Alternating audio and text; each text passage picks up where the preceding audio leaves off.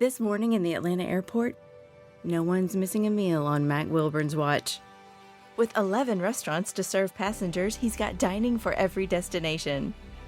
And it all started when Mac talked with First Horizon Bank about opening a franchise in the airport.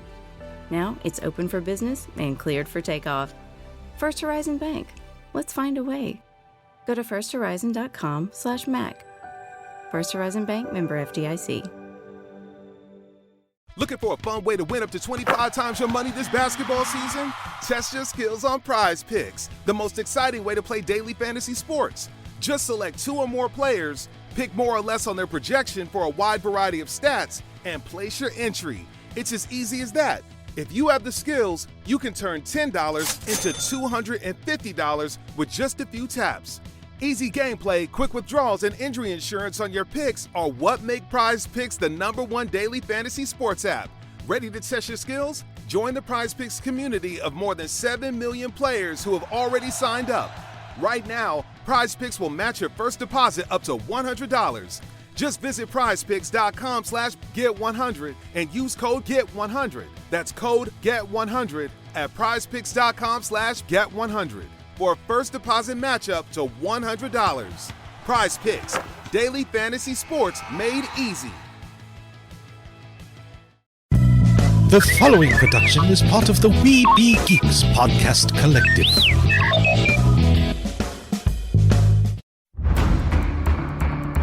From days long ago, from uncharted regions of the universe, comes a legend.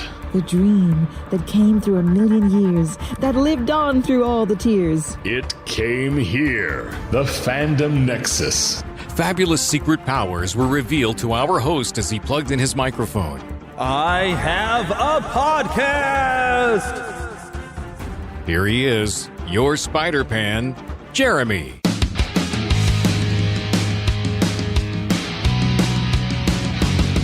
Hello, hello!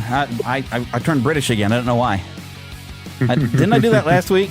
You did a couple weeks ago at least. I don't know. I watch too many British gaming YouTube channels. That's the problem. And I get it in my head. But hello. So yes, we're back. You got like 2 episodes last week, and you even get me back again this week. How lucky are you? And guess what? I didn't come alone because Lost Boy Phil is here as well. Hello. Hello. Yeah, and he is right now recovering. I hope it looks like you're recovering pretty well from a minor procedure today. Yep. So feeling pretty good after having that done? Yeah, not too bad. I'm sore. I have a pain in the neck. Hey, we're not talking about me. No, not talking about you at all or anybody else. They had to cut my chest, and I guess it's connected to this close to my neck, and that my muscles in my neck are really, really sore. But I'll be okay. You know, it's just the way it is. I'll be okay in a few days. Well, that's good. So yeah, it's a minor surgery. You probably got to stay awake the whole time too, didn't you? Actually, I was awake through most of the day, but I don't remember a lot of that because they had me on this weird half awake, half asleep drug. And, wow! And so they eventually had to wake me up mostly completely, and because I did feel them poking and prodding a little bit there, but not so much that I felt it. I mean, it was numb, but I could feel the needle kind of. They had to. I have a thing called deep brain stimulator in my head to help me with my seizures, and they had to change the battery today. So he's getting a new battery. He's officially an Android or a cyborg. They had to give me a couple of new controllers to help with it too. So basically, there is a little chip in there to help control it a little more, which is interesting. Well, now that the music has ended, I realize I haven't really previewed the show. Today, we're going to be talking all about Lightyear later on. In fact, I've brought a Buzz Lightyear fan on, James Kennison from That Story Show. He is a huge Buzz Lightyear fan, and we will hear from him later on in the show to talk about his fandom of Buzz Lightyear. As well, I haven't really edited that clip down yet, but it's... We kind of meandered and talked about everything, and I kept trying to steer us back to Buzz Lightyear, but we get to talking about all kinds of stuff. We were just having conversation, and it was just good stuff. So I'm probably going to leave most of it all in there. But so we're going to start out talking about some Buzz Lightyear, and he's got some fun stories about different Buzz Lightyear toys that he has collected. And then, of course, we're going to meander and talk about a lot of different stuff. But also that means we have our review of Lightyear and a lot of other different fun things. So make sure you stay tuned to the very end of the show because you'll miss out otherwise. Besides, I know you haven't had your fill of me yet because you still downloaded this episode. That's good. All righty, but now we dive into what we call the host chatter. I actually do not have anything for what have you been watching. I was trying to think, is there anything different that I watched? I mean, I watched an episode of Ms. Marvel, but I guess we talked about that last week. And, I mean, Obi-Wan is still entertaining. So. Yeah, I've enjoyed that a lot. In fact, I rewatched the recent episodes, last 2 episodes today because one of my nephews, the last one he watched was episode 3, so I rewatched episode 4 and 5 today. That was a lot of fun. I enjoyed that. And tomorrow, this being Tuesday, while we're recording this, tomorrow is the last episode. The penultimate. The ultimate. I'm looking forward to that. It's so far, it's really good. Yeah, I really love it. One thing I do have to disagree with some people that I've seen that say that what's her name, Deborah Chow, who's been the director of these episodes. They're saying, she's just the greatest Star Wars director, and I hope she does more. I have to disagree with that because I cannot stand the use of shaky cam. And anytime there's an action sequence, she starts shaking that camera around, and I can't stand it. I'm like, this does not fit in with Star Wars, having the shaky camera. She is a good director as far as story-wise. She's done a pretty good job with that. I mean, but she didn't write the story, so if you're enjoying the story, it's just you basically for a director, you got to say how well are they managing to tell the story and overall with the tools that she's working with. The directing of the story she's done so far. She's keeping me in it. Yeah. If you get good performances out of the actors, you're a good director. Yeah, and I'll tell you, they're doing good. I like where they're going with this so far. I'm looking forward to seeing this last one. And there's a possibility of, from what I understand, that they're talking, at least what Ian McGregor is talking about, maybe doing another season. We shall see. We'll see. Yeah. It all depends on how it ends, first of all. Yeah, you have to find another excuse, I guess, maybe to get Obi-Wan off planet so they never figure out that he is hiding out on Tatooine. Yeah, the only thing we know for sure, and I hope I'm not ruining anything for anyone, the only thing we know for sure is he has got to know and talk to Luke a little, because by the time you get to episode 4, Luke knows who he is. I mean, it's not like he's his best pal and all, but he's familiar with him existing at least. Yeah, and so by the time he's a late teen, early 20s, he at least knows of him. Oh, I know him. So he's at least a neighbor that he's seen a few times somewhere. Yeah. He at least knows he's there. I'm sure probably Uncle Owen has said, yeah, you just stay away from that guy. Yeah. So that might be his whole familiarity. So he's at least, the old hermit. And so, but he's at least had to have met him by then. We know that because they talked like he knew him. He wasn't like someone I just heard of. He knows of him. He's like maybe someone he sees every few once in a while. Knows that he exists in some fashion. Yeah. So maybe we'll see something in the next episode here. Who knows? Yeah. Maybe they'll set up another season, a possibility at least. Possibility. All right, so I got a couple of things. Darth Vader's been my favorite so far. Sorry, Darth Vader's been my favorite. James Earl Jones. I'm glad that they have other people who can do the voice pretty well. But man, you just can't beat that James Earl Jones. Man. No kidding. He's great. Yes, indeedy. And it's nice Hayden gets to put the suit on and stuff. So. And Hayden's been doing it, not just as Darth, but when he goes into being Anakin and all that. I really, really got a kick. 5th episode so far is my favorite. Yeah. It's just each episode's like a little better than the previous one. Yeah. One thing I like, though, is that each one has its own richness to it, and its own basically a backstory, and you get to learn a little more about. And there's some characters that you get to learn something like, oh, I really like that one. I like that person. Or I like a little more, and I really like that you get to.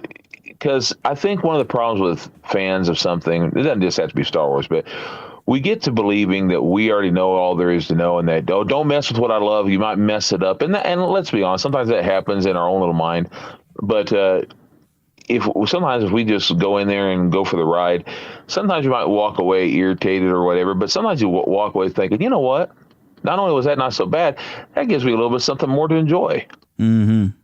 Yeah, usually, but you got to be careful sometimes because sometimes they do break it, and sometimes agendas get involved a little too much and kind of wrecks it. I've already seen that. This has had a little bit of agenda, but they haven't overdone it. It's been a pretty good balance so far. I haven't really seen that so much in this so far. As far as this Star Wars thing, so much. Well, except for when Obi-Wan is completely inept, even though he's fought through the Clone Wars, been through so many different missions that he's completely inept on a spy mission, drops names, and is constantly being rescued by women, even if she's 10 years old. I didn't even see that so much. What I saw second episode, the entire second episode, he's completely inept. What I saw in that was more or less what he had done was he allowed his fear and everything to overwhelm him. And that happens to me in life. Of course, it's not a Jedi thing, but I allow that to happen to me at times when I allow my emotions to overcome me. And so I could connect with it in the sense that I'm not trying to get deep here, but I'm just saying if we allow our emotions to overcome us, we become almost inept ourselves because we don't go forward. Well, as a guy who's a former Jedi Master, he should not be given into fear because fear is a path to the dark side. That's exactly right. So fear should not be a factor. But he did because he had gotten out of the practice. It's just like almost anything you get out of practice, and whether it be exercise or whatever else, you aren't what you once were.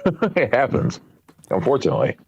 But to that degree, it was. I smelt the agenda. It was there, definitely. But anyways, I do want to move on to what we've been playing this week because, well, okay, I got a couple things to mention for games on what I've been playing, but there's definitely one we got to talk about. But the first one, the PS Plus now. I'm not sure what they call. I guess it's like a major version of PS Plus for PlayStation Plus.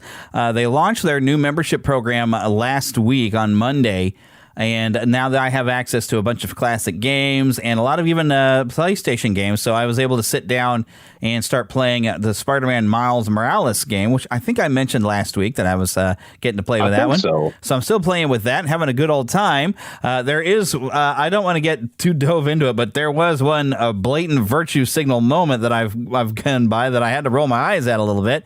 But overall, still a pretty good game, and I've noted that Miles doesn't quite feel the same as Peter, and it took us some getting used to. His timing, his rhythm of how he fights is a little different, and so yeah, so he's just unique enough, to keep it to where I have to relearn some things on playing the game, despite having platinumed the previous Spider-Man game.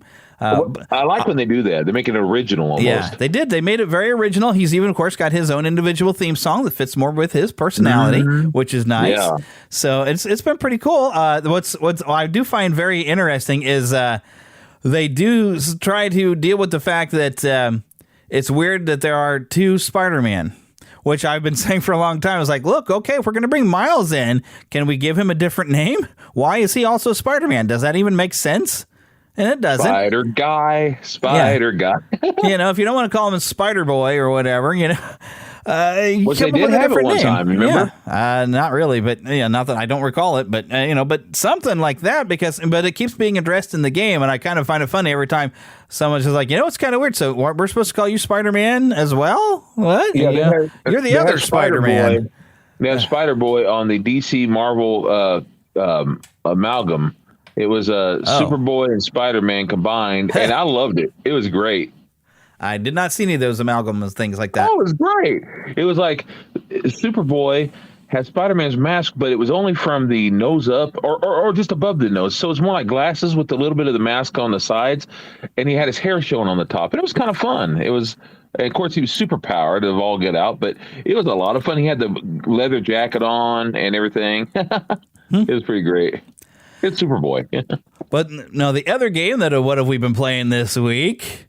This is a big one. Teenage Mutant Ninja Turtles Shredder's Revenge. Released last Thursday. Was it? Yeah, yes, last Thursday. Oh my gosh, I've been having so much fun playing with this thing. I've played through the story mode. I've hopped on arcade mode with like 6 other people. Well, 5 other people, a total of 6.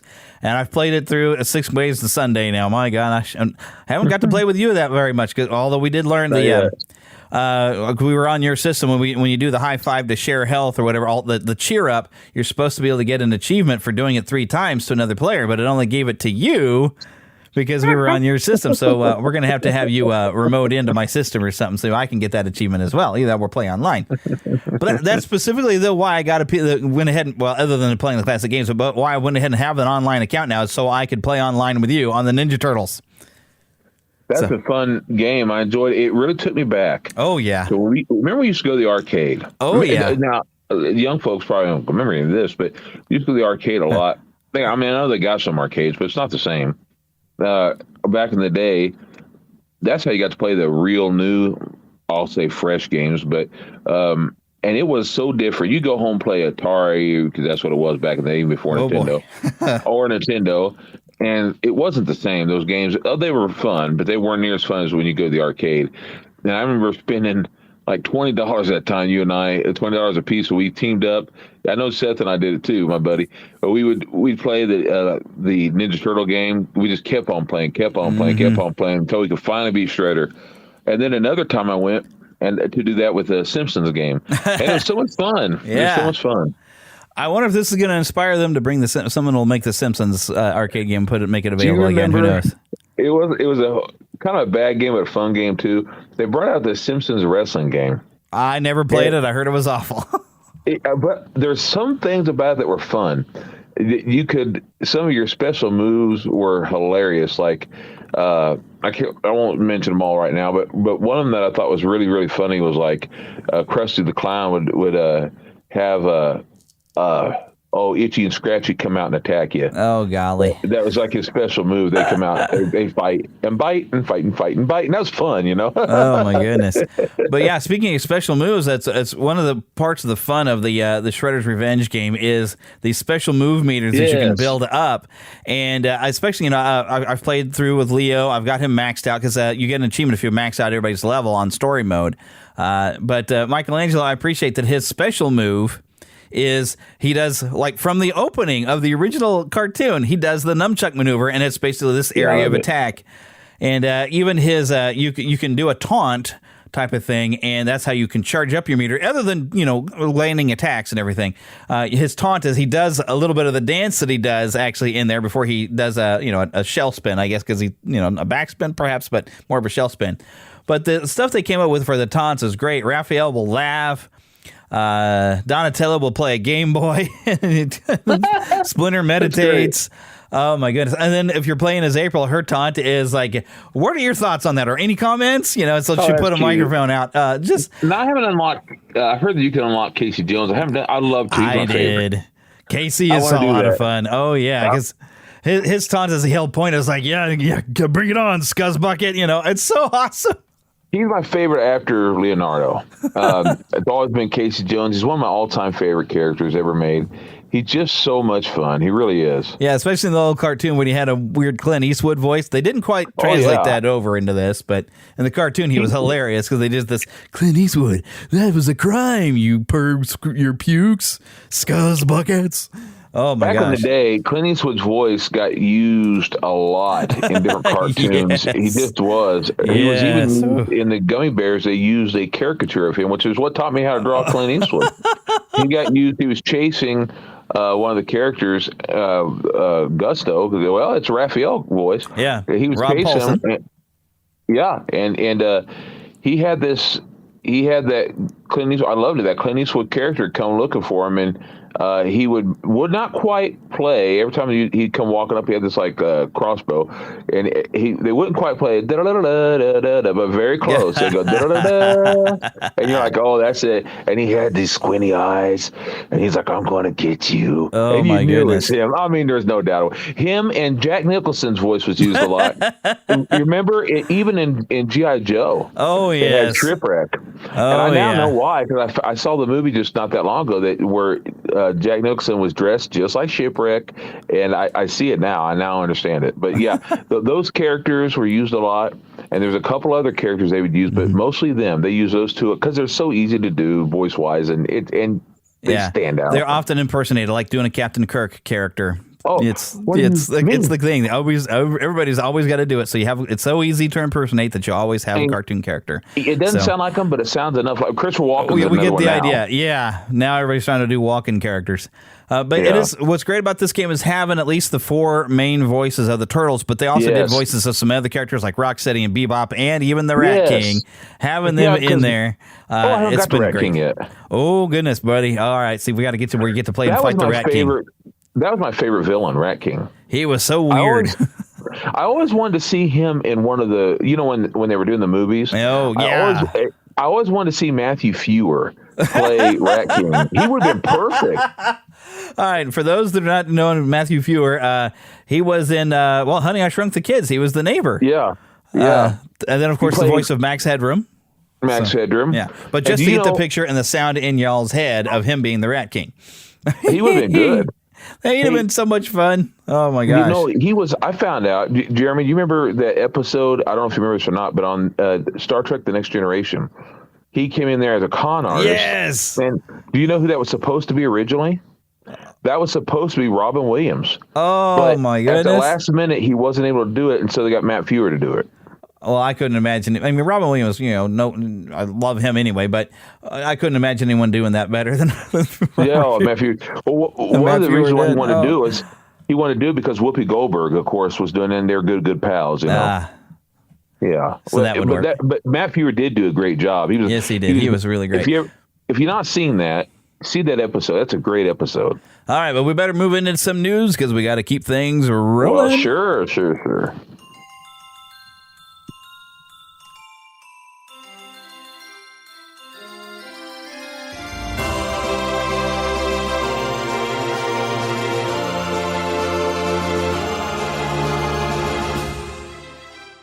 Spanning the Disney and geek universe to bring you the best in comics, toys, movies, and entertainment. This is news from around Neverland.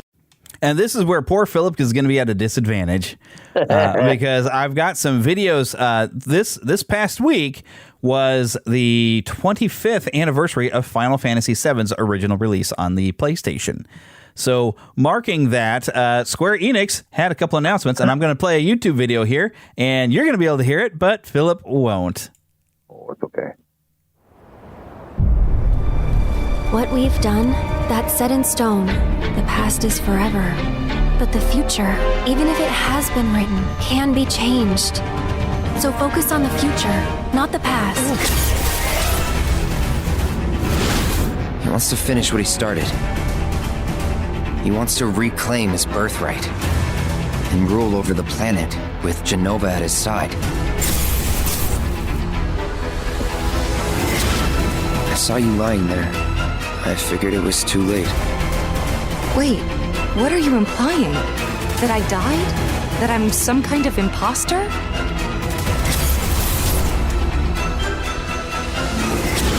You were here with me 5 years ago. Where are you? What happened to you? I'm trying so hard to find you. Sorry. Feel like I failed you.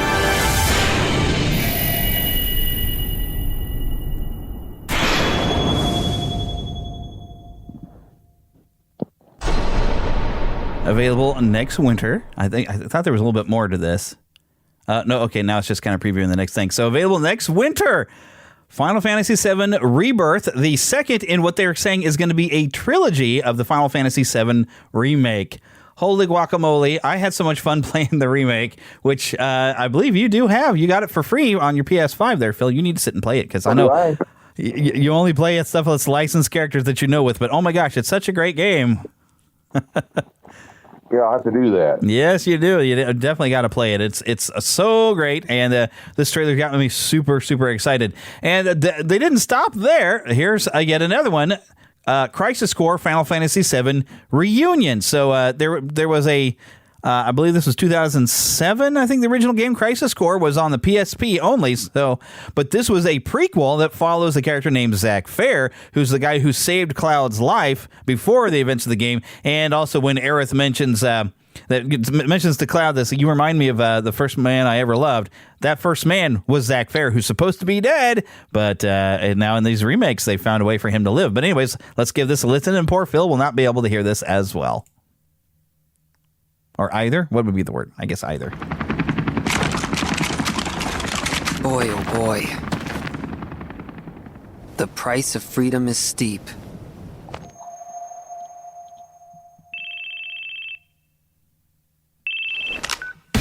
Zach speaking. Making progress, Zach? And Gio. I can cut loose, right? Within reason. It's showtime!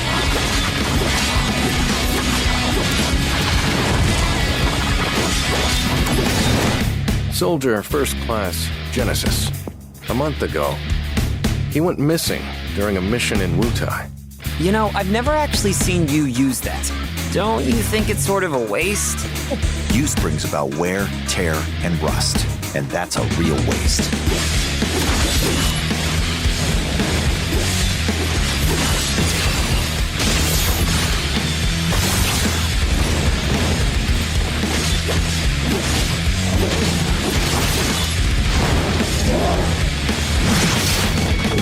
Project G gave birth to the man we know as Genesis. Project G. Project Genesis.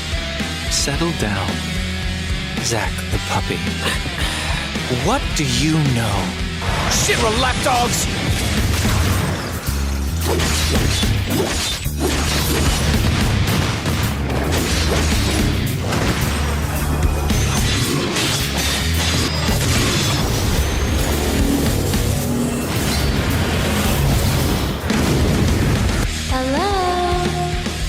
Heaven? Not quite. It's a church. By the way, what is your dream? To become first? Is it? No, to become a hero. Ah, good. Unattainable dreams are the best kind. Embrace your dreams. And whatever happens, protect your honor. As soldier! Come and get it!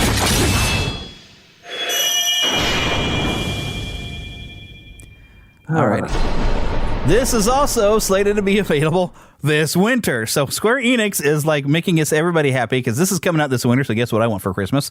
Plus also Final Fantasy 16 is expected to come out sometime this year as well. So they are flipping spoiling us with games that I actually want to play. A lot of these means nothing to Phil because Phil has not played these. Well, I'm not into Final Fantasy much, but I played very little of it. Yeah. Mm-hmm. But they got some stuff on the website for Crisis Core. It says the new game is a full remaster of the PlayStation Portable exclusive Crisis Core Final Fantasy VII, which originally launched back in 2007. That game quickly won acclaim thanks to innovative gameplay, likable characters, and an impactful narrative that added even more detail and richness to the world of Final Fantasy VII. Now it's coming back in a new and improved form. Oh, yeah. So Zack Fair, I'm not that familiar with the character, but I know amongst the diehards for the Final Fantasy series, he's a very popular character. So I'm sure a lot of people are very excited to see him back and get to play his game again. Well, that's all the news things that I really had this week, because I saw that stuff. I was like, oh, giddy. So good for you. Well, I'm glad for the fans. Yeah. Even when I'm not a huge into something, I'm always happy for those who are. It's always bigger for them. And that's the thing is I got to figure out which one of these I want to have Heather buy for me for Christmas and which one I'm just going to buy myself. Because if they both come out around Christmas, then I got to go for it. Now, don't forget Santa Claus now. You may have to hint for him, and because you never know. You better watch out, Jeremy. Yeah. You better not cry. Well, the thing is when I got the Final Fantasy VII Remake, I bought the full deluxe metal cased package that came with an art book where they had some of the new designs of the characters and also a CD that was a partial of the soundtrack. And I loved the music on that so much that I went ahead and spent the money to buy digitally the complete soundtrack, which is like 6 discs or something like that to get all the music. Because I could have bought the actual physical copy disc, but that was a few $100s because they had an entire big package with that one. But I figure if this one's going to come out with a very similar package where it's going to be a steelbook, that's what they call it, a steelbook edition. Oh, that's right, yeah. Then I got to get that steelbook. I got to have the total package. Well, you're saying that's a real steal, right? Exactly. Boy. Alrighty. But now, guess what? It's time to go to the trailer park, and poor Philip is not going to have a clue of what we're about to see. And even he's not going to get to hear me hit this button. Mama, another gator got in the house. Another gator? Give me that can hear it. sugar. Come here. You can hear it through my headphones. Get him on. Get that gator. The Neverland Trailer Park. Now, this is something I didn't know was coming. It just dropped today. Lego Star Wars Summer Vacation. Huh?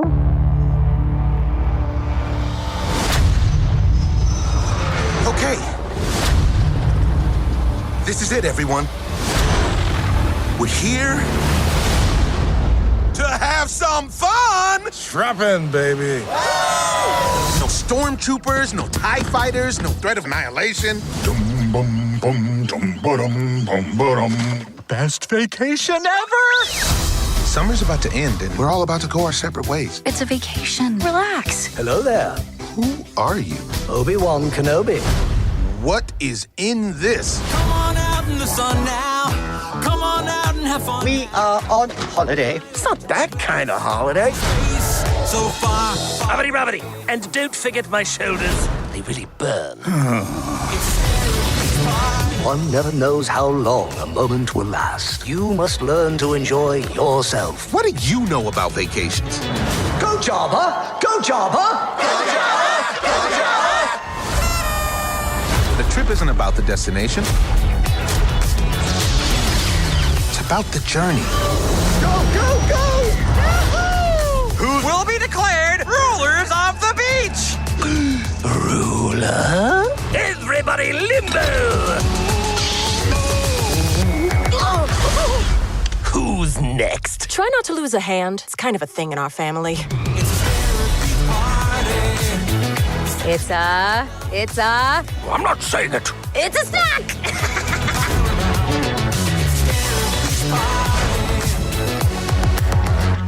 So coming to Disney Plus on August 5th, Lego Star Wars Summer Vacation, an all-new animated special from Lucasfilm and the Lego Group, and the newest entry in the popular Signature-branded cross-saga storytelling series that began with Lego Star Wars Holiday Special and continued with Lego Star Wars Terrifying Tales. Now, what's crazy about this is, I don't know if you recognize the voice, because I don't know how well you can hear it through my headphones being near the microphone. I couldn't hear it. Weird Al Yankovic has a song in here because Darth Vader and the Emperor are going on a beach vacation, and Weird Al is hosting a beach party, and they have a Lego Weird Al, and he doesn't look Star Wars at all. He just looks Weird Al Yankovic. I like it. As a Lego. I like it. Well, it's Lego. You can get away with a lot more with that, Yes, you can. Well, quite honestly, Weird Al is alien enough looking as it is. And I don't mean that as an insult. I just mean that he's kind of fun, and you can kind of get away with all that. He is, after all, the weird one. But I swear, I think I'm watching it mainly for the Weird Al cameo. Yeah, and he's closer to Jar Jar than anyway. But we like him more than Jar Jar. I love Weird Al. I really do. He's a great. I came close to getting a toy of him. They had. Yeah, they need to have like some Funko Pops of Weird Al and stuff. That'd be awesome. They do. Have you seen the toy of him, the action figure? No, I don't think I have. Oh, it's great. It's a real serious looking. The same company that made one of I can't think of his name right now. Richard Simmons, and they both look identical to him. They come with a couple different heads and all, but they whatever the company is, I can't remember at this moment. Man, they did fantastic. I mean, they're like almost like the Mego size, but they're both really fantastic looking. Oh goodness! Well, guess what it's time for now? It's time for a movie review. Oh, want to see a movie? Yeah, any good? It was bad? I'm fuzzy on the whole good-bad thing. My eyeballs could have been sucked from their sockets. I like it a lot. The best movie ever made. A Fandom Nexus movie review. Yes, indeed. Now, we got to be careful. I don't want to spoil a big reveal, but I do have to go into what the plot of the movie ended up being because of that big reveal and why that's that point that the movie jumped the shark. Because, yes, Lightyear came out this weekend, and I'm not going to dive into the controversy. We already know. Actually, the specific scene in question, I did not see an actual kiss happen, but they are integral part of the story, though, the coupling. So, I mean, it's important for the story, but, the controversy, okay, so you're going to decide whether or not you want to see that movie based probably on that, but I'm going to just tell you what our honest thoughts of the film were. Yeah. That's, it actually has some fun. There's some good stuff about it. There were some great throwbacks. I love when Buzz first crash lands on a planet, and we get the kind of recreation of Toy Story when he first pops out onto the bed, and you see from inside the helmet the reflection of him looking back and forth. Talk about no sign of intelligent life, doing the jump up and down to see it and check the terrain like he does on the bed. There are a few moments like that. There are a few moments like that where they kind of did a more of a. I don't know if you want to say more serious, but the way that Chris spoke, I'll just be truthful. I like Tim Allen's better because, I mean, you know, it's like when someone does a version of, let's just say, because I'm looking at his picture, let's just say William Shatner, that'll always be Captain Kirk to me. But whenever you do, someone does the voice for so long, to me, Tim Allen will always be Buzz. Yeah. But that being said, Chris Evans was supposed to be a little more of a serious version, if you will, because this is supposed to be the origin story and all that jazz. He's not the toy. He is supposed to be the actual character. Yeah. So and it even started at the beginning of the movie. He said in 1995, Andy got a toy because this was his favorite movie. Which Andy doesn't have great taste in movies. If this was his favorite movie. Well, the other thing about that I thought was funny, the whole time I kept saying, this is supposed to be from the 90s?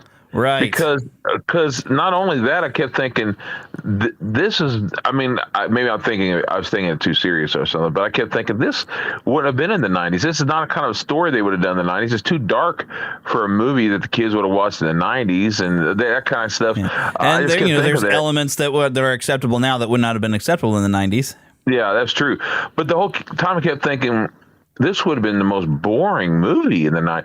The only space movie I could think of that was maybe dark and slow like this would have been Apollo 13, and that's 1995. Yeah. But that's a great movie. Apollo 13 is. It's stressful as heck too. Yeah, true story. Great movie though. Yeah. But that's not a kid movie. I can't imagine that would be Andy's favorite movie. Like I want a toy of Tom Hanks. It is possible for you to be when you're a kid to have a movie that's your favorite movie that's not really a kid movie. I mean, well, Star Wars I guess was intended to be some sort of kid movie. Yeah. But like Star Wars would have been like my favorite movie as a kid, but also E.T. and then later on, Back to the Future and Raiders of the Lost Ark, that kind of thing. So there would have been movies that would have been, and I was trying to get in my head is in 1995, would this have been like an animated movie or was this supposed to have been like a live action movie? But we're getting it animated because we're used to their live characters being animated in the Toy Story. I think it was supposed to be live action. Yeah. That was kind of what I was thinking they were trying to do, but yet they did stuff that would not have worked in live action because you had some overly cartoony moments and one character that I think was supposed to be basically be comic relief, but he just became annoying. This character, I think his name was Mo, but played by Taika Waititi, and I love that guy. He's really funny. Too. Great director too, but his character, I just wanted him to go away. He kept wrecking everything. He was kind of the Jar Jar of the story. Yes, he was. He just destroyed everything, and after a while, okay, this isn't even funny. You're a detriment. And then the thing that they did later on that was supposed to be like I don't know if you want to call it a surprise, but they kept saying, and I'll just say that he had this pen the whole time. I got a pen in my, so I have a pen in my. Yeah. And at the end, then finally the pen comes in handy, and you're like, and it's like a writing utensil pen. Yeah, and we're like, we weren't supposed to see this coming the whole movie. That he was supposed to find a use for it. Yeah, this is not even a surprise. And they did that with something else too. Yeah, a joke that we knew was going to be coming by the end of the movie, which actually came at the end of the credits. Which, by the way, if you're going to go to this movie, stay till the very end after the Pixar logo. By the way, yeah, that's true because there was an extra one there. Yeah.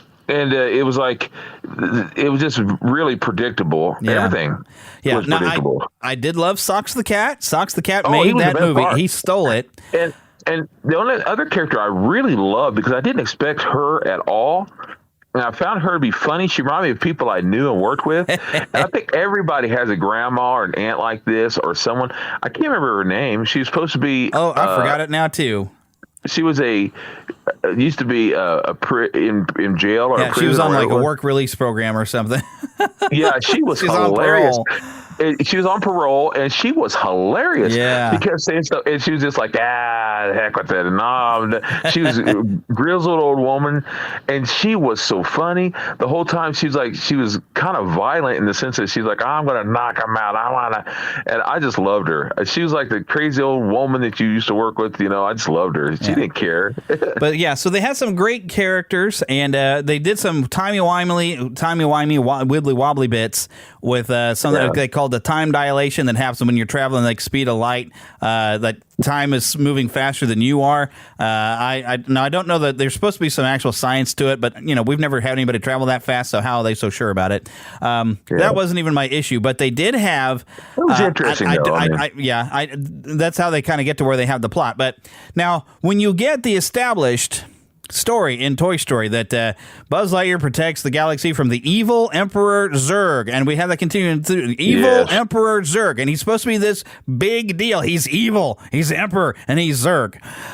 And so I thought, he's gonna Buck Rogers his way into a future and find that evil Emperor Zurg is a big deal. No, he wasn't. Evil Emperor Zurg, the closest thing he did to being bad was to put their colony on this other planet under siege, but the reason why he's doing it is because he's saving Buzz. Yeah. So he never did anything evil. The only thing he wants to do is go home. Yeah. He wasn't an evil emperor or anything. It was lame. It was pathetic. And it was the jump the shark moment when we saw who Zurg really was. And not just that, the thing I kept expecting to see was that, because everyone who's ever seen any Toy Story knows, they've always said that you're my father and all that stuff. Yeah. They didn't even do that. Yeah, they didn't do a thing like that. They did a joke on it, though. Yeah, but I kept thinking, you didn't even stick to what we already know. And so it's kind of like they kind of, look, I don't care if you have everything exactly the way we know it, but I thought that was part of this story. And plus, I think in Toy Story 2, that was just meant to be like a joke anyway. Maybe. Because it was funny as heck when they did it. So no, it was. Now, I will say I like the background stuff because it was kind of like Star Wars. It was Empire Strikes Back and other things that kind of had a lot of that stuff. It's fun. I didn't hate the film, but I didn't like it really. Yeah. I was just kind of, I was kind of like, I just think. It lived up to the fear I had when I saw it. I was like, I just have a feeling they're going to somehow or another mess this up. And they mess it up because they wanted to focus more on the agenda of what they wanted to, what they wanted to communicate and what they want to get out there, which I don't want to dive into this, but there was more of an agenda, more than their worry was about actually telling a good story, because you could even be predictable that, hey, Buzz, while you've been going off and a lot of time has been passing for everybody on this planet where we didn't mean to be, everybody has established and built a life there. I could see it coming, and that was the whole thing that Buzz had to learn, that while he's been gone, everybody's developed a life. And I was even thinking, it's like, Buzz wants to be able to get everybody back to Earth, but most of the people now on the colony, by the time that he's time traveled, have never even seen Earth. So yeah, they don't care. Yeah. Basically, so you could see it all coming. It was like the most predictable, badly written plot that I swear I could have written this better out of my butt cheek. They didn't worry about telling us a good story, and this is Pixar. I expect better from Pixar. I expect a good storytelling that's going to pluck at my heartstrings. They didn't do it, and they didn't even use the basis of what they could have established by having like this evil Emperor Zurg that maybe could have been this grand villain. They stripped the villain to where he wasn't even a villain. He was basically the Emperor had no clothes. It was pathetic. Yeah, and quite honestly, and I actually have liked most of what Chris Evans done. But Chris Evans actually in this, I think he did all of that great. And quite honestly, if you ever want to know what not to do when you're promoting a movie, not that I want to get into all this, except to say, don't follow Chris Evans. Yeah, because he was calling everybody idiots that was having issues. And so don't insult your fan base, Chris. Yeah, never do that. That's the dumbest thing. That'd be like me. I'm a pastor, you all know. That'd be like me saying, any of you who are coming in today to the church are dummies if you don't agree with exactly the way that I sing the song or the way you never do that. First of all, I'm not an entertainer, but second of all, it's just what you don't ever do. You don't insult the people. You just don't do that. That's foolish. But anyway, the whole point of all this is to say that I don't have a problem with him personally, except that he's not Tim, and so that's who we know. But even if Chris, I think he's a good choice for Buzz. He's a good guy, and I think he's good for entertaining. But he just didn't feel like Buzz to me, the Buzz that I know. Yeah. And he didn't become the Buzz that we know until the end of the movie. Yeah. Yeah. And then you seem to have an establishment, and even though they hint that Zurg is going to be able to come back, but you don't have a Zurg that has the motivation to become evil Emperor Zurg. He still just wanted to go home. Yeah, so exactly. You've ruined everything that they established of what Buzz Lightyear was supposed to be that got Andy excited about the character. They stripped it down and burned it. Yeah, they could have done a really. I really thought it could have been a great movie. Yeah. You know who would have been a great voice for Zurg? It would have been great and funny. William Shatner. That would have been hilarious. That would have been hilarious. Yeah, either that or I don't know who did the voice back in Toy Story 2, but that would have made sense. But I guess we're not going to get talent. Was that Wayne Knight? Are you kidding me? Oh my gosh. Wayne Knight did it because he was doing they thought it'd be funny if the guy who was selling the toys was also the voice of Zurg. Yeah. How funny is that? And he did the stuff on the cartoon. That's what I was going to say. We always got a kick out of the show because the show, I'm talking about the cartoon they had. I like that little cartoon. A really fun show. And they even had a little comic book for a time, and I read some of it because I really love Buzz. And I thought it was a neat little program that kind of gave you almost a Star Trek-y idea. In fact, on that cartoon, and Jeremy, I don't know if you remember this, when they brought out, it was kind of like a movie of it, animated movie. I didn't see the movie of it, but I remember watching the series on the weekdays. Yeah. I think I still have that. If not, it might be on Disney. But here's the thing: at the end of it, they had like this song being, I guess you could say, talk sung by William Shatner. It's perfect, Yes. Perfect. Because Shatner, he belongs in that kind of realm. He really does that cheesiness, and he really does. But anyway, the whole point is that I wanted to see Buzz Lightyear, and I don't really feel like we got to see Buzz the other day when we went to see him. Yeah, it was really lacking of what we wanted to see the character. All the things that makes us excited about the character was kind of thrown out the window. I'm not saying it was a bad. Yeah, it's not a bad movie, but it wasn't a Buzz Lightyear movie, and that's what we were promised. It was more of a C- to D+ movie for me. Yeah, definitely. When I was talking to somebody, even that I gave it a 5 out of 10 because halfway through the movie, it totally jumped the shark. But we got to wrap this up and get over now to my conversation with one Mr. James Kennison. All right, now fandom. It's sometimes with the way things are, we just need a good laugh. And so there's a really good podcast I've recommended quite a few times called That Story Show. Very a lot of fun. And in fact, we've had one of the hosts, we'll call you like the main host. I mean, you're kind of host creator of That Story Show. I am the host, yeah. I am the man with the podcast. You are the man with the podcast. You've been there since the beginning, 16 years. Yes. We don't count the 2 that you weren't there. That's right. We don't count them. But yeah, 2 that I pod faded. It happens. I feel like I've kind of half pod faded because now I'm only bi-weekly.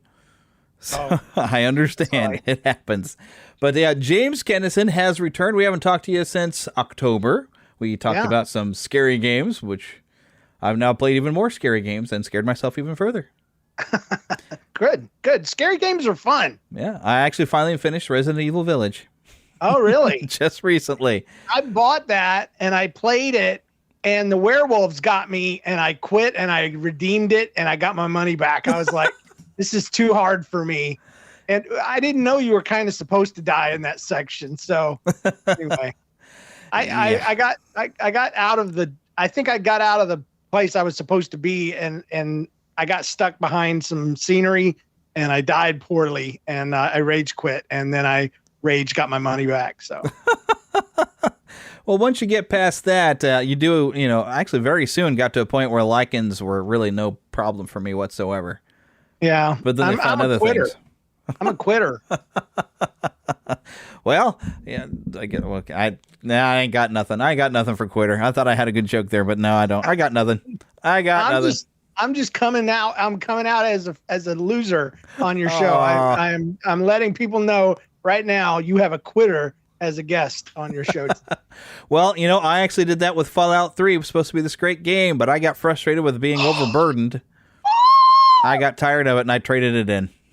No. Yeah, try Fallout 4. Maybe I will. And if you need to use a plug-in, to get rid of that over encumbered thing, and I think you'll enjoy the game a lot better. Yeah, so. I guess I need to play it on a PC and not on a console then. Yes, I would suggest that. Yeah. Because I was on Skyrim, I was able to deal with being over encumbered by using a few tricks in alchemy that I learned, where you can get to where I'm wearing a magic necklace that makes me able to carry everything. Right. My glove does special alchemy. My other glove does special blacksmithing.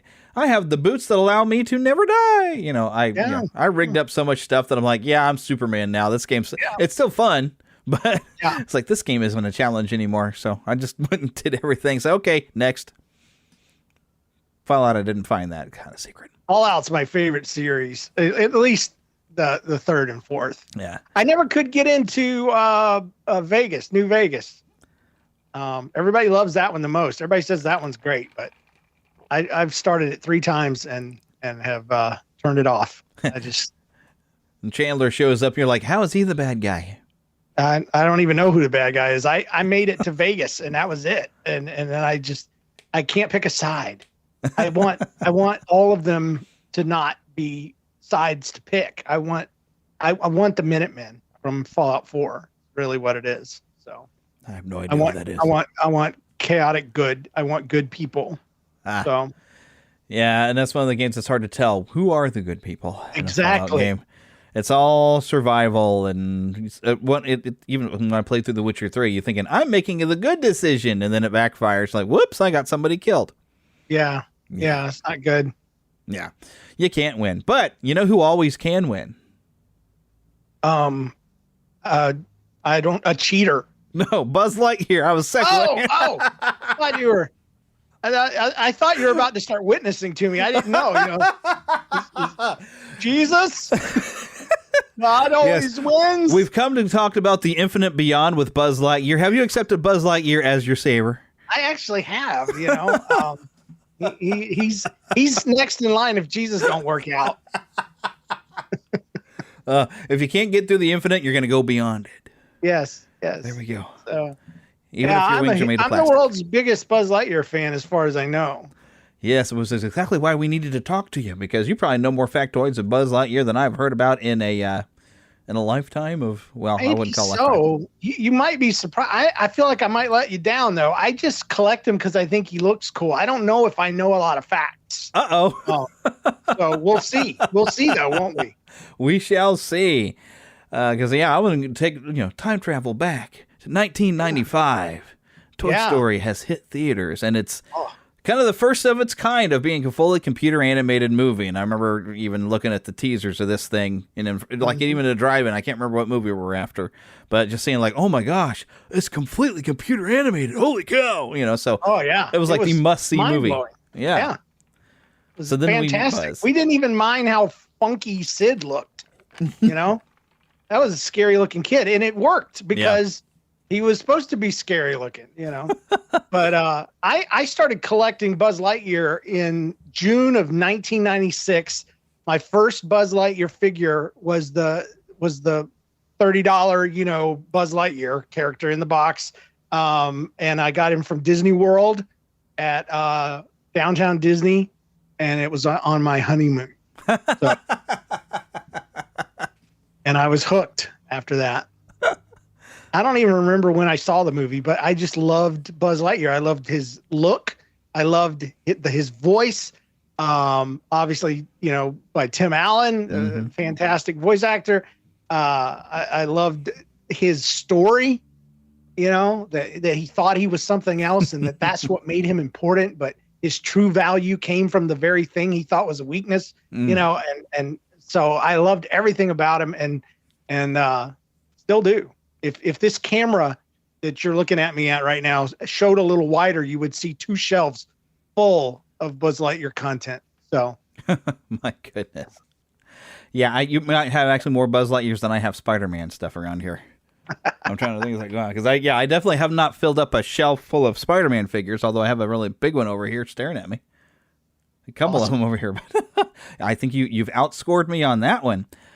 Yeah, I think the main appeal I found with Buzz Lightyear was definitely in that first film. When he's delusional, he's flipping hilarious. Oh, yeah. Especially when he goes on, he basically describes the plot of Star Wars that is his entire life. Like, I'm the only one who knows its only weakness, and you are holding up my rendezvous with Star Command.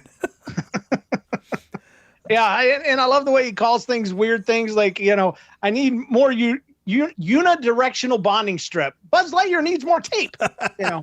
Yes. So it's almost, you lose part of the fun of him when he realizes he is a toy because he's not as delusional. But they found ways to make him still be awesome by the time we get into the second movie. That he's still, he's still kind of the action hero.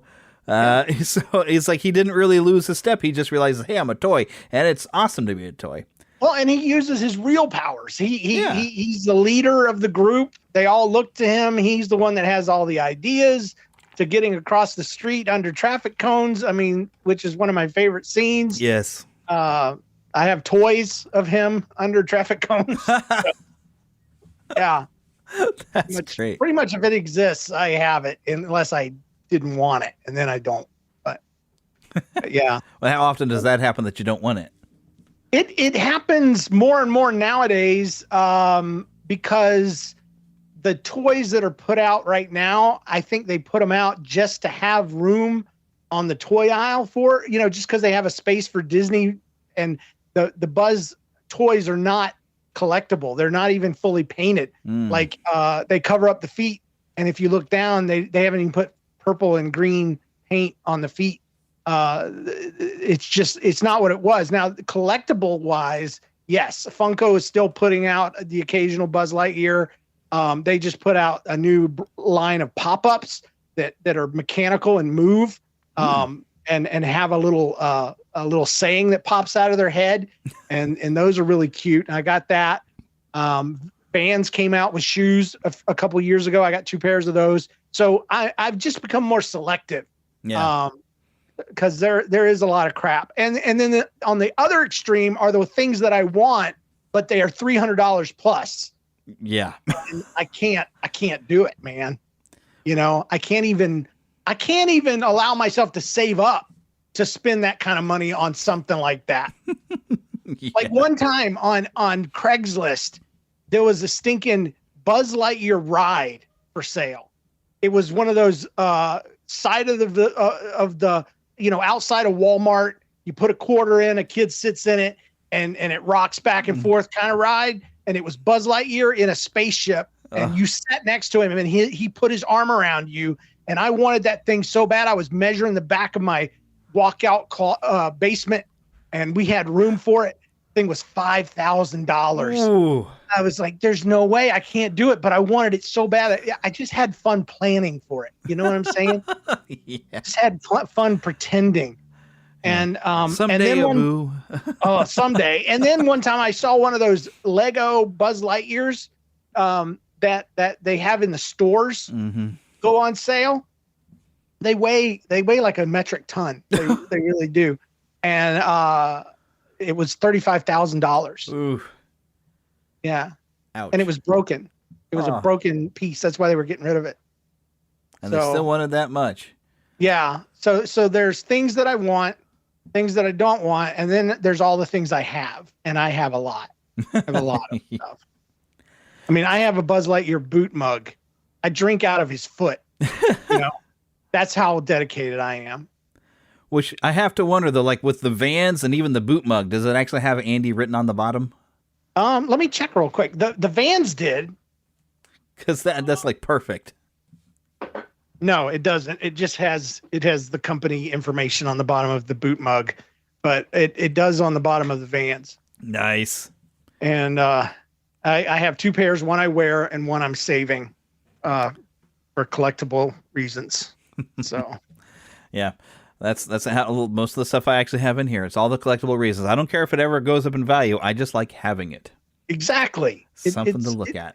I'm like a hoarder, except I'm on the if hoarding is on a spectrum, I'm on the light end. I'm like, I'm in control of it to a certain extent, like I've kind of run out of room. Yeah. And so my interest in collecting has kind of dropped. Even with the new Buzz Lightyear stuff coming out, nothing has really grabbed me as far as figures and action figures go. I love the Zurg build. I love the new Buzz model that the toys are based on. It's very well sculpted, but the toys they're producing are not of the quality that I want, in my room. I don't want to spend $12. I want to spend $40. I want a nice figure with some antiquing or shading, and stuff like that on him. So anyway, that's where I'm at there. That kind of makes you wonder. My Buzz. Since you're wanting to pay like the good price stuff, I don't recall that I looked, but all right. So the Precious Moments Chapel, I think you noticed that I'd gone there just a few weeks ago, and they've got a Disney collection of items. Yeah. A lot of it though you can purchase online. They didn't have everything necessarily in store, but like out of the catalog, which I don't know if you got to see I think I posted this onto my Instagram and whatnot. This is actually nice. a fully animated. $95 I paid for this. Wow. But, it's, if I can find the switch. It's got some animation stuff to it. Let me turn towards the camera. Yeah. But now I wonder, now this is like a high dollar collectible type item. So now I wonder, are there perhaps some Buzz Lightyear collectibles that if you go to preciousmoments.com. There is a Precious Moments Buzz. I own him. So you already got it. For years. Yeah. Well, see, and I thought I was going to suggest, hey, something to go look for, but never mind. Yeah, he's cute. He's really cute. And there's a Woody, but I don't care about Woody. I mean, they're okay. They're friends. They're best friends. So I have no hate for Woody. But I'm a Buzz guy through and through. There you go. Now, we need to maybe find you a Woody guy and then put you in the same room and say, look, it's a Buzz and a Woody.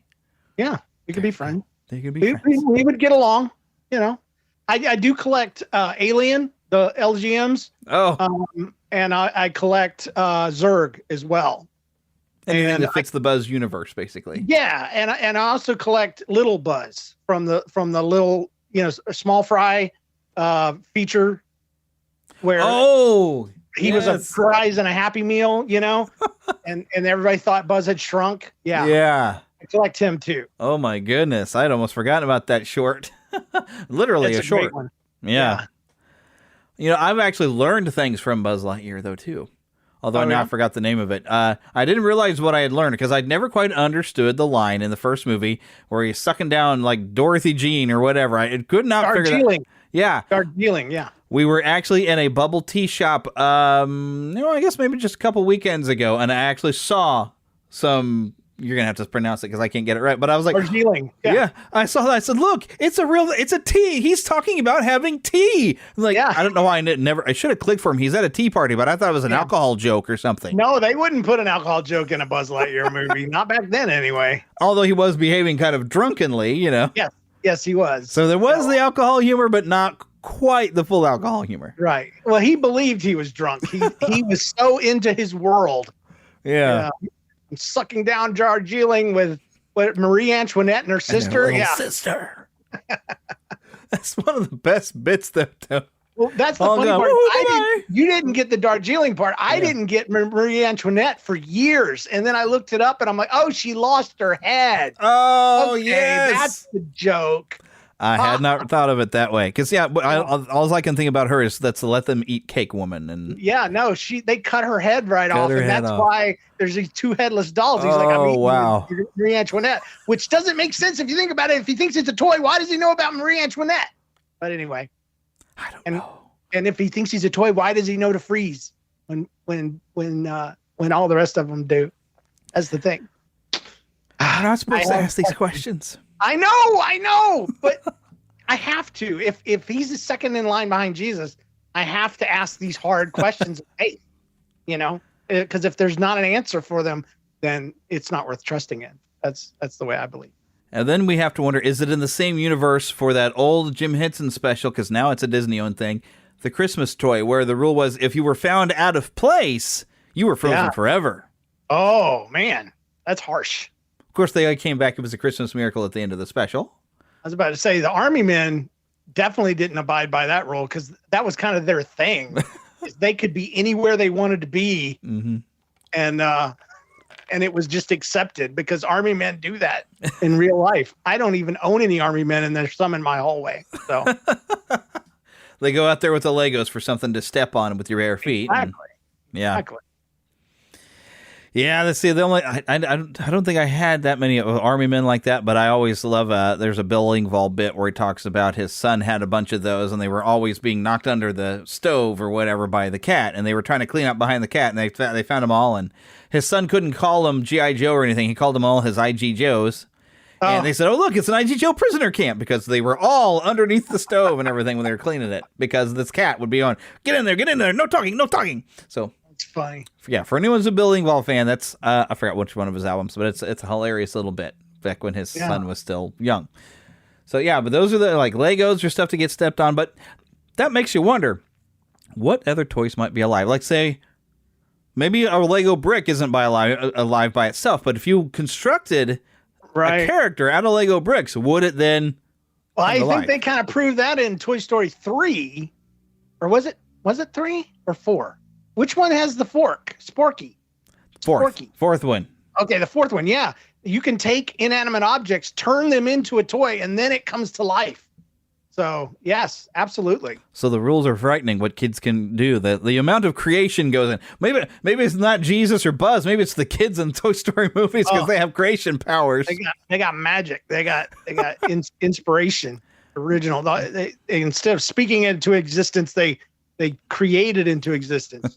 They can take a spork and put clay on it. Yeah. But now the other weird nightmare fuel you might have, and this, okay, let's go back to Poltergeist. You have that clown doll that was underneath the bed. What Super might scary. your toys do when you're asleep in your room? Hopefully, I rely on the fact that they do nothing because my wife has Barbies and a collection of Barbies, and they're all in their boxes. And if the movies are true, then I have the most bitter, murder-minded Barbies in the world living because they have been there for 27 years, locked up in their own cage in these beautiful dresses. I feel like I need to be worried about these Masters Universe Yeah, don't Origins turn your figures. backs on them. Because the most free thing I have, well, I've got a lot of other like, McDonald's, Burger King toys that I collect those. If they do a Spider-Man toy, I got to get it. But most of my stuff is not free other than, I think you kind of see him back over here. I got Spider-Man swinging across there, but everything else is packaged up. But I got a good wall load of these Master Universe Origins. I'm like, that's all I need is one ticked off Skeletor to bust out of that thing and come after me. Exactly. Now I got to keep an eye on it. Because they've been watching. They would have been watching, and they would know your schedules. They know where you sleep. They know when you sleep, and they know your weaknesses. They know where the scissors are, and the string, and they will tie you down like Gulliver's Travels, and you will wake up, and they will torture you. Great. So now we got nightmares. Yeah, I'm a little worried now. Yeah, I'm gonna sleep with the lights on. Yeah, and now we have to be concerned that Woody may come out and tell you to back the blank off. Or have you seen that video? Whole other topic. Oh my goodness, yes. Yeah, I'll have to share that one with you later. Tom Hanks has finally dropped an F-bomb somewhere, but wow. In a way, it's kind of justified. But yeah, it's a whole other issue. But so I'm waiting for somebody to take this audio of him getting onto these people and putting this somewhere, clipping it to where Woody is telling people to back the blank off. Right. Yeah. I'm waiting. That meme is coming. It's coming. Yeah. Oh yeah. I've now become a conspiracy theorist. His head slowly spins and he's in Sid's arms and he'd say, so play nice. Instead of that, it would be, so back the freak off. Exactly. I may have to make that, except for I don't want with the language. You don't want to be the one, yeah. It's got to happen, but I'm not going to be the one. I've got some sort of reputation of doing a clean podcast that I need to maintain. There you go. You go. I will not be the one that does it, but somebody should. Somebody should. Heck, it'd be even funny if grab some Tim Allen quotes or grab some of like Tim Allen's old comedy back when he actually was kind of a filthy comic. Put those in the bus. Yeah. Somebody's going to do it now that I've said it. Somebody probably already has. Yeah. I bet they have. I about the only thing I do Buzz Lightyear related anymore is once in a blue moon, I get on Amazon, I get on bigbadtoystore.com. There's a couple of Oriental sites that I jump on and I search for Buzz Lightyear stuff and see if there's anything new. And I have a hankering for two items. There's one that claims to be a Toy Story 4 Buzz Lightyear, but all of the buttons are wrong and everything is as black market as possible on it. You can just tell it's fake as crap. And I want him. I want to own him. But I want to buy him. Yeah, exactly. Because it's that way I can have a fake one.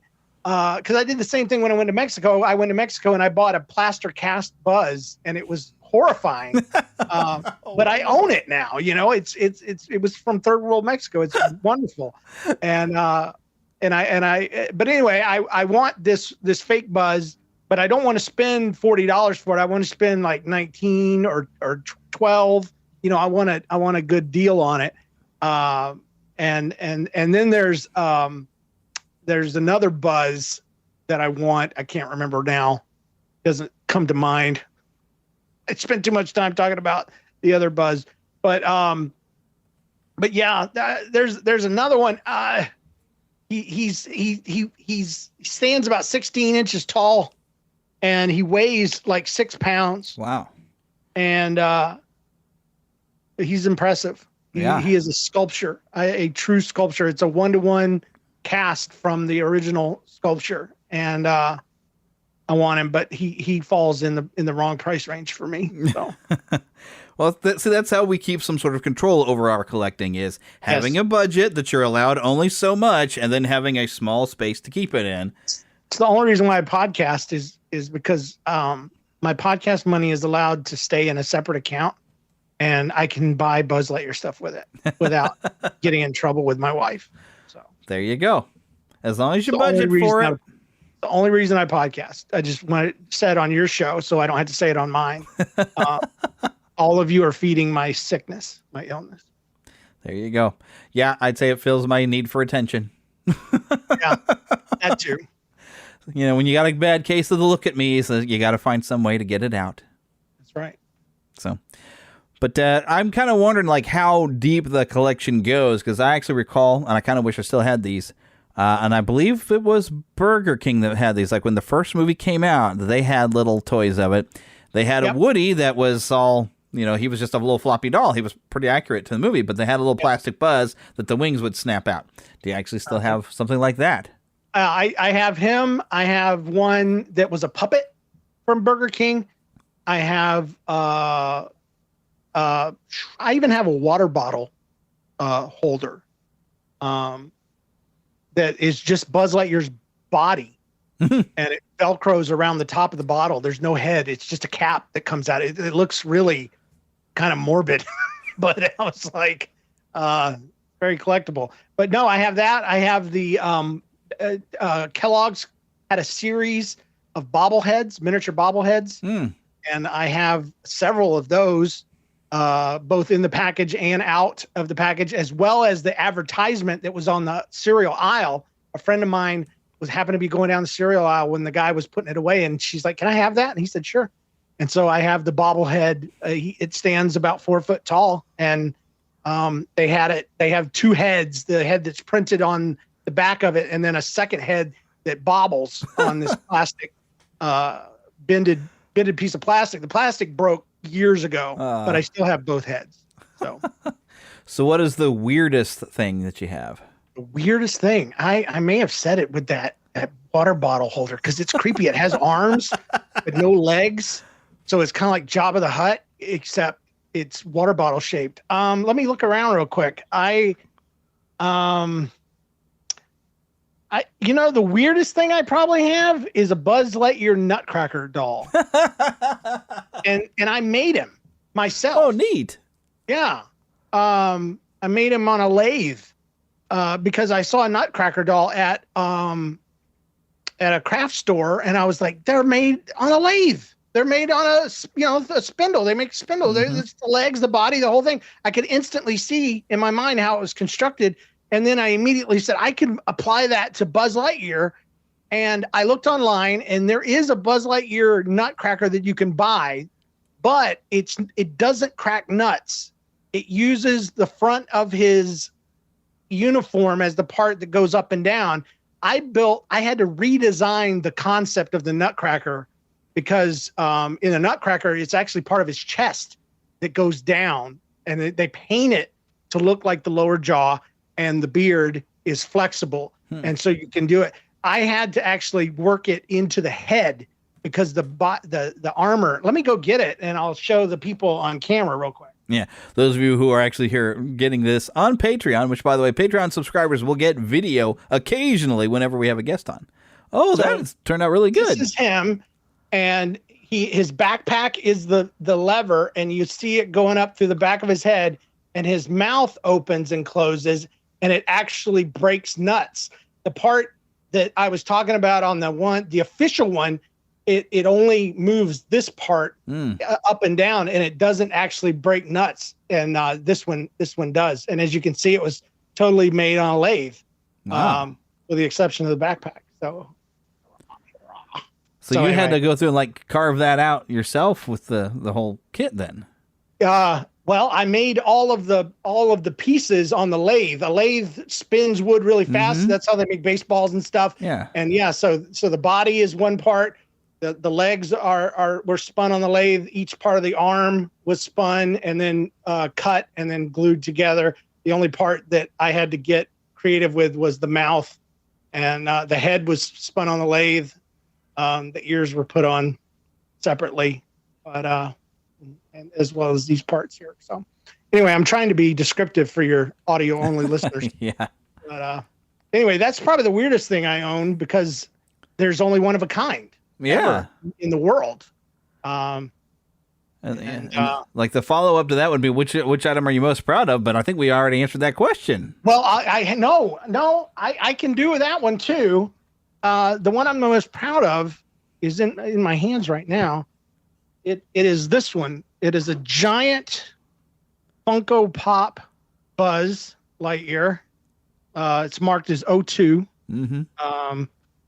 Because I guess it was the second large one they ever did. It is a Comic-Con exclusive, and a friend of mine named Chris gave this to me. And it's special to me because Chris suffered from heart disease and passed away a few years ago. And this was from him. And he got it for me. And it's so therefore it holds a special place in my heart forever. Yeah. And it's worth a lot of money if I wanted to let go of it on eBay, but there's not a chance. Yeah. Not a chance. Yeah. So like we were saying earlier, I don't collect this stuff because it's going to have any value later. I collect it because I love having it. And when it's connected to something like that, like, oh, hey, this person got me this, or, yeah, I get it. And I've got stuff that's from my friends here, that I'll never part with it. My kids have different plans though. I've told them in my will that I'm going to demand that they set up a little museum of some kind.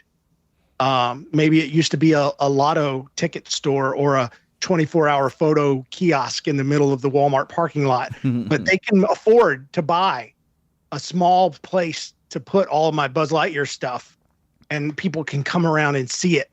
But they've already told me they're going to throw most of it away and eBay the rest of it. And so therefore I have to make arrangements in my will to either adopt some more children or to find a Buzz Lightyear fanatic that loves Buzz, but maybe couldn't afford to collect him, because I've been doing this since 1996, that's a lot. That's 26 years, right? Yeah. Yeah. Oh my goodness. Now I'm feeling my age. I can't just let it go. It was, I still have my first Buzz Lightyear. I still remember the kid that broke him. So, yeah. And that kid is almost 40 now. He's like 35. Yeah. And was that the $20, $30 big ones and all the sounds and everything? With all the phrases, yeah. And I wanted one of those. His chest and the wings popped out. Yeah. I've been able to replace him with one still in the box since then, thanks to eBay. Love me some eBay. But I remember the other Buzz Lightyear I wanted. It's the Christmas Buzz. He's so ugly. He's royal green, if there's such a thing, emerald green, I guess. And his helmet is not purple. It's shiny red, like an ornament, like a glass blown ornament.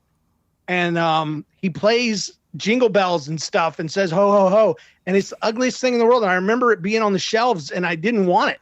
It was cheap. Now they're a mint because nobody bought it, and they're like $150 plus. And every year at Christmas, I wish I had him, but I have my Nutcracker doll, and that's close. That has a tie into Christmas, so I always bring him out, and put him in the living room for Christmas. Yep. So, yeah, make my excuses for whatever I'm bringing out. It's like, but it's themed, like some of my Haunted Mansion little Funko toys and stuff. Like, it's a Halloween decoration. Yeah. Absolutely. I have Funko Mickey Mouse with a Santa hat on. They're Christmas decorations. I can bring him to the living room now. Right. Instead of displaying all the time in the room.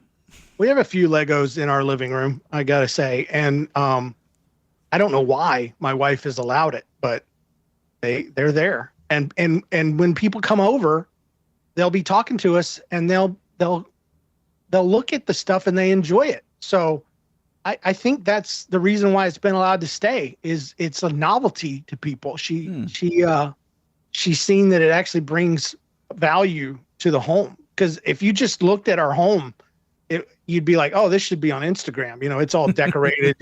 She has spent years, acquiring items and furniture and, knickknacks and things like that. But yeah, there's some secret microfighters, some Star Wars microfighters tucked in here and there.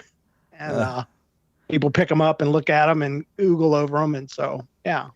Yeah, I think if my wife would let me, I'd like Pee-wee's Big Adventure, when you get to see all the stuff he has in his house, or Pee-wee's Playhouse, I would totally do the whole house in a ridiculous fashion like that. But I have to balance things with my my introverted wife, who would probably shoot me after a while.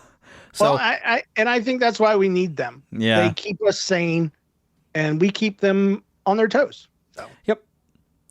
It's a balance. So yeah, that's why I get to have my little room that's an explosion in here. But what became fun is our master bedroom downstairs. When we moved into the house, I asked my wife, "Hey, can I just kind of Disney this room up?"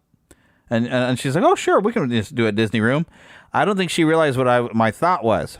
Yeah, we have this little shelf lining around the place. And I didn't have any use for all those Disney Infinity figures. When they canceled out the game, I was like, you know what? These look really nice on the shelf. I got all my Disney Funkos. I started putting pictures up on the wall. I've got a picture of Mickey and Minnie together. But I figured, okay, Star Wars and Marvel, all this, Disney owns it now. So we have a Disney section that is Disney characters. We have a Star Wars section. We have a Marvel section. I made sure around where the hot tub in the bathroom is down in the master bedroom that I put the Little Mermaid around. I said, see, it's water. So yeah. So I got a bunch of Little Mermaid stuff. Was thinking beyond. I don't think she was thinking about Disney, the expanded universe there. She was probably thinking some Donald Duck, some Pluto, some Snow White, maybe, something like that. But yeah, and Marvel and Kermit and yeah. Oh yeah, I even have a big old classic Muppet Show poster from like 1979 that I found at a thrift store. Somebody had laminated to protect it. Nice. I was so happy to find it. And I mean, it is so old school. I'm like, oh my gosh, it's like the original Muppet Show. So yeah, that's up on the wall. And I do have, of course, a Kermit, a Gonzo, and a Fozzie. Of course, I guess, yeah, my Gonzo and Fozzie are smaller. They're only about yay big. Compared to my Kermit, that's like a good full size. And Kermit's about the same size as Goofy. So he fits right in with my, I got a shelf. I'll be honest with you, man. When I was a kid, the Muppets kind of freaked me out. Everybody that wasn't Kermit or Piggy kind of freaked me out. I don't know what it was about them. I guess because they were inspired by drugs, a lot of marijuana, probably. Could be. I think it just came through the television. But I loved me some Kermit. He was on the Electric Company and Sesame Street. Sesame Street, rather. Yeah. Yes, the Electric Company was frightening because they yelled at you as soon as they came on the air. Yeah. It scared me every time when you yell, hey, you guys. I was like, no, they're yelling at me. I couldn't deal with it. But yet they had a Spider-Man segment, so I was kind of like, I have to watch for Spider-Man. That was my first Spider-Man, interaction, actually, was that show. He never spoke. He always had thought bubbles, I couldn't go that far because I was watching Spider-Man and His Amazing Friends, since that was my first one. It wasn't until we started watching Electric Company in school that I realized there's a Spider-Man bit in that. Okay. Yeah. So it was cheesy as mess, but it was good. I took it as real. Sure. Because that's what we do. Like I take Buzz Lightyear as real. He's real. He's off somewhere in space saving the galaxy from Emperor Zurg, who I kind of wonder now, is Zurg really his father, or was he lying? Oh, no, that was a joke. That was a joke for the movie. It was funny as heck, though. It was a great joke. I'm going to go play catch with my dad. My dad. Oh, yes, go, son. Yeah. Yeah. That's some of the best stuff, though, with when we got a second Buzz in there and Buzz wandering his toil aisle. Was I ever this crazy? Yeah. Was I ever this delusional? My wife has the Toy Story Barbie, the tour guide. I'm tour guide Barbie. Oh, fun. Yeah. Yeah. Bought that for her.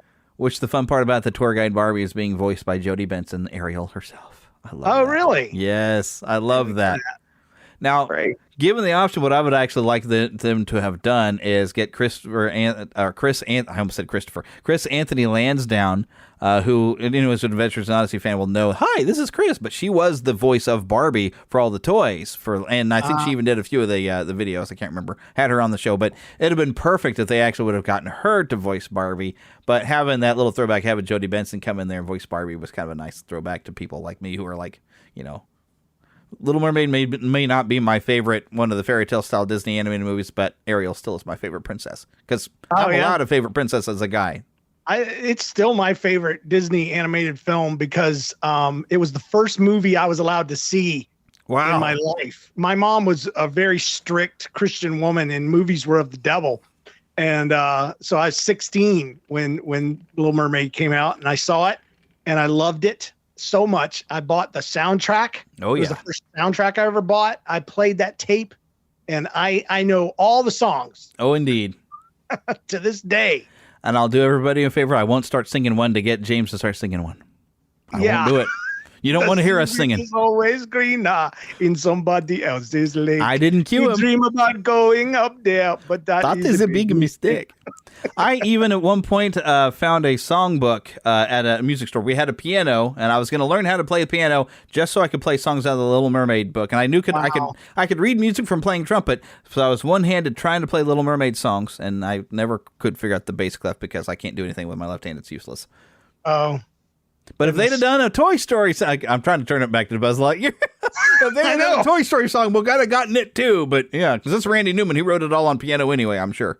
Yeah. There we go. Music's great on that movie. Yes. And that's the thing is I didn't realize that I knew anything by Randy Newman until that movie. And then, although I've heard some people talk about that they got used to Randy Newman from what he's done with Pixar, and then you go see his concerts, and his lyrical content is not as friendly as no. But yeah, he did do. Speaking of the Muppet Show, it did Simon Smith and His Amazing Dancing Bear, which is a segment on the Muppet Show, and I've actually got a CD soundtrack that's like the best of the Muppet Show, and actually has that song, and it's basically it's Scooter the Gopher with Fozzie Bear on a little rope, and Fozzie's dancing, and it's a cute little song. And so Randy Newman has just the ability to write cute, fun little songs that really say so much. And speaking of like Toy Story, that You Got a Friend in Me. I mean, that is Pixar's version of When You Wish Upon a Star is You Got a Friend in Me. Oh yeah, oh yeah. So let it be said, so let it be written. I love the one that plays when Buzz is trying to fly, Yeah. Oh, goodness. And I will go sailing no more, when his arm's falling off, and clearly I will go sailing no more. It's just, it's heartbreaking. It's right up there with Jesse's song in the second movie. So. Okay, we're all going to have a good cry now. Yeah, Pixar knows how to make people cry. Yes, Pixar knows how to go right for the feels. Especially in Toy Story 3. Oh, I cried like 3 different times in that movie. And in Monsters, Inc. So, oh, goodness. I'm a sucker for crying moments in kids' movies, dude. It is truth. And I am a full-grown man, and I'm not afraid to say it. I will cry at a movie. But I'll give you some justification. These movies were not meant to be kids' movies. It's just kind of a bad habit we've gotten that where if it's animated, it must be a kids' movie. But Walt never set out making kids' movies when he animated, and that's why there's such depth really to Pixar. And to a good Disney movie, there's a lot of depth actually underneath, on the surface the adults are going to understand. And yeah, I mean, I remember going into I saw Inside Out twice in theaters, and the second time I was driving a school bus, and we took, as a field trip, one of the teachers had recommended a field trip. We took all the middle schoolers out to go see Inside Out. And because, I mean, that is a coming-of-age story on the deeper level of all the things going on inside, where you're having to let go of some of those childhood things, and it's like your world kind of comes apart, and yet you build up with something even better, and you still get to, mix, and you're not, everything's not just a a solid color. It's a nice blend, and so those kids, I mean, they got a lot out of it. And that's that, but that's depth. It's like that's not really a kids movie. That's got some emotional depth and a lot of things even us adults get. So I like to say they're family movies. We're not talking Dora the Explorer here. We're talking Disney Pixar. That's good. When they do right, it's for everybody. Because Walt never meant to make kids movies. He never did. And he even didn't like it when people referred to when he's making a full movie that somebody just called it a cartoon. He says, no, this is not a cartoon. This is animation. He got upset with somebody in a board meeting once. I've heard all kinds of notorious stories of Walt. But so whenever I hear like the people like, oh, those kids movies, I'm like, wait a minute, it's a family movie because the adults can go in there. Just because it doesn't have any cleanness in it doesn't mean it's for kids. Right. Hence the rated E for everyone, 10 and up. You'll find on. This is how I can wrap it up. Everyone, 10 and up. There it is for That Story Show. For y'all need to go and check it out. And if you do have some youngins, Red School Bus is the cleaner version. You'll have less poop jokes, I guess, in the Red School Bus. If you can get cleaner in That Story Show, that's Red School Bus. And you'll have a lot more submissions by kids in the Red School Bus too. Yeah. And a lot more injury stories. That's the only stories kids have is I got hurt one time and I fell down and I got some stitches and my mom was like, whoa. That's every kid's story ever. So. And it held true at a recent event in Narthex Con. Yeah. Where kids were coming up and one was even like, yeah, I got stitches in the back of my head. Yeah, one of them made me scream into the microphone because he comes up and talks about a chunk of flesh got removed from his leg. And I look down at his leg and there's a daggum hole in his leg, a scar. And I was like, and people were like, don't yell in the mic. I'm like, well, don't stinking scare. don't freak him out. Like I can't handle, destruction, like flesh destruction. That's what I tried to freak you out with a story. What I really should have done is shown you the back of my leg where I have a big scar where no, I'm good. Thank you. They were supposed to just freeze the warts off. They decided to cut it first. Yeah, there. And I could have showed you. That's why I don't have any tattoos or anything. Done this interview. That's the thing. I would hate you. So. But that's why I don't have any tattoos or anything. I am permanently mentally scarred. I don't like anything on me that alters me permanently. So, because I have scars from that whole incident. I had several. Yeah, see, I would not have done. Oh, but it's a Buzz Lightyear tattoo. Yeah, it's a Buzz Lightyear tattoo. That's the only tattoo I have. It's kind of hard to show, but yeah. But I don't like the idea of a needle that's going to go and do stuff and permanently alter me. Because if I lose a limb, it'll be like my worst nightmare come true. Oh, boy. So if I became Buzz Lightyear and lost an arm, I would be just as traumatized. See how I wrap that in a nice getting package? It cut off's not a problem. If you misplaced it afterwards, that would be the issue. If somebody could put it back in, except for if they thought the cannibals had eaten everything but the arm. I'm trying to wrap it back around because we've meandered everywhere. That's okay. That kind of happens on this show. Buzz Lightyear. He's the best. He's great. Exactly. And whether just mainly because you're a collector or just because you just love the character and as presented in the films, or even, we never even talked about the cartoon, but I didn't get to watch a whole lot of that. I never watched the cartoon. To me, it wasn't real Buzz. It wasn't the same voice. It was drawn differently. I know there's a whole generation of people that would argue with me, and that's fine. You are allowed to love Buzz Lightyear of Star Command all you want, but you have to admit he's simplified. He's different. There's a whole different universe, and I was just never a fan. I started collecting and it just didn't do it for me. The costume was different. Everything was different. And I did like how they justified it where they had like the toys were sitting around actually watching the cartoon. So it existed. It existed inside the universe, but it was a cartoon series that was in their world. So it wasn't like the toy Buzz Lightyear. Okay. It was the cartoon that maybe helped inspire the toys. I got you. So it was kind of clever. It was a cute show. It was, you might have liked it if you ever would decided you wanted to watch it. I don't know if you could ever find it anywhere. I don't know if they even have it on Disney Plus. Yeah, I don't either. I'm a purist though. I've got my Buzz. There you go. And even your hair has got a Buzz. Yeah. Got a haircut. And for anyone who wants, you're going to have to just go and check out That Story Show. You go find on YouTube and you'll find him getting a buzz. Yeah. And I'm not talking about he got high. He wasn't inventing the Muppets. That Story Show on YouTube. Yep. You shall see. All right, and your bird is basically everywhere. YouTube, of course, you can find That Story Show, Red School Bus, and even Gospel of Kennison on there, on whatever you listen to your podcasts on. Go and check them out. And you're also, of course, on, I believe you have an Instagram as well. Yeah, I'm on Instagram, NLCast, Twitter, NLCast. It's because I used to have a show called Nobody's Listening, and so that was NLCast. And so, yeah, but yeah, look me up online. Check out my podcast, That Story Show, Red School Bus for your kids, and it's upper elementary, lower middle school, age, kind of stuff. But little kids like it too, and so check it out. Yeah. Yep. Especially because you need a little bit of fun every once in a while. That's right. That's right. And we tell funny life stories, and we invite you to do the same. We put your funny life stories in the spotlight. So listen for a little while. You'll think of a story to send in. We'll read it on the show. It's great. And there it is. James Kennison, everybody. Thanks, folks. All righty. So now that we get to the end of the show, we want to remind you to visit neverlandpodcast.com. And heck, while you're on there, look there about midway down the screen. You're going to find my podcast reviews. If you click right in there, you can take a look. If you happen to have a podcast, you can get all reviews sent to you to your email address and whatnot. And you can take a look at your emails, your reviews from all around the world, because iTunes tends to say, well, here's your American reviews, and you live in America, so we'll just show you those. So they'll get your reviews from all over the place. It also gives you a convenient place to leave a review for this show. Also, I want to remind you to visit our shop, which you can get to also from our website, where I've got some new designs up for some new T-shirts. I've got some on order right now. But yeah, so great new designs to go and check out right now. I think there's even doing some summer sales on some stuff.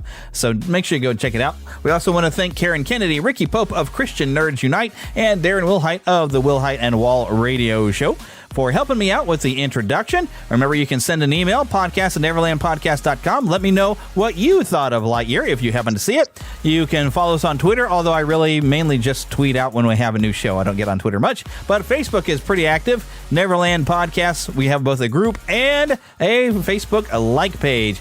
You can try to leave us a voicemail at 816-226-6492.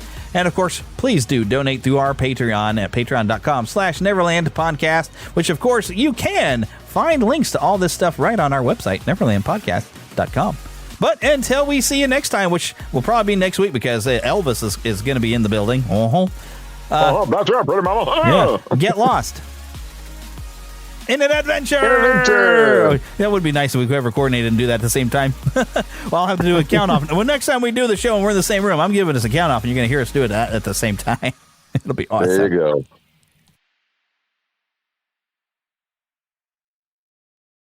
Looking for a fun way to win up to 25 times your money this basketball season? Test your skills on Prize Picks, the most exciting way to play daily fantasy sports. Just select 2 or more players, pick more or less on their projection for a wide variety of stats, and place your entry. It's as easy as that. If you have the skills, you can turn $10 into $250 with just a few taps. Easy gameplay, quick withdrawals, and injury insurance on your picks are what make Prize Picks the #1 daily fantasy sports app. Ready to test your skills? Join the Prize Picks community of more than 7 million players who have already signed up. Right now, Prize Picks will match your first deposit up to $100. Just visit prizepicks.com/get100 and use code GET100. That's code GET100 at prizepicks.com/get100 for a first deposit matchup to $100. Prize Picks, daily fantasy sports made easy.